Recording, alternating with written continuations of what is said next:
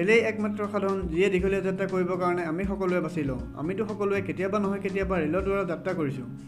ভাৰতীয় ৰেল যিয়ে লাখ লাখ মানুহক নিজৰ গন্তব্যস্থানলৈ লৈ যায়। আপোনালোকে কেতিয়াবা ভাবিছেনে যে ৰেলৰ ইঞ্জিনৰ মাইলেজ কিমান হ'ব পাৰে?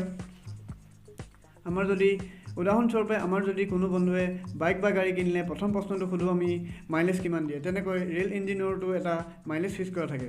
আহক আমি জানি লওঁ। বন্ধুসকল, তাৰ আগতে যদি সম্ভৱ হয় চেনেলটো এবাৰ ছাবস্ক্ৰাইব কৰি বেল আইকনটো দবাই দিব, যিয়ে তেতিয়া আমাৰ চেনেলটোৰ জৰিয়তে আপুনি এনেকুৱা ইণ্টাৰেষ্টিং ভিডিঅ' চাই থাকিবলৈ পাব।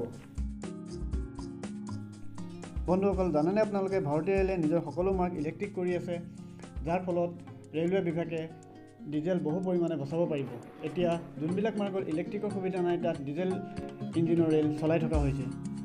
আমি আপোনালোকক জনাম ডিজেল ইঞ্জিনৰ ডিজেল টেংক কিমান লিটাৰৰ হয় আৰু কেনেকৈ ইয়াৰ এভাৰেজ উলিয়ায়। বন্ধুসকল, ইঞ্জিনবিলাক তিনি প্ৰকাৰৰ হয়। ডিজেল ইঞ্জিনৰ ক্ষমতা হিচাপত ইঞ্জিনবিলাক ভাগ কৰা হয়। এটা হৈছে 5000 লিটাৰ, 2 নম্বৰটো হৈছে 5500 লিটাৰ আৰু 3 নম্বৰটো হৈছে 6000 লিটাৰ। ডিজেল ইঞ্জিনত প্ৰতি কিলোমিটাৰ এভাৰেজ ৰেলখনত কিমান লোড আছে তাৰ ওপৰত নিৰ্ভৰ কৰে। যদি ৰেলগাড়ীখন 24টা ডবাৰ হয় তেন্তে 6000 লিটাৰ ডিজেলত 1 কিলোমিটাৰ এভাৰেজ হ'ব।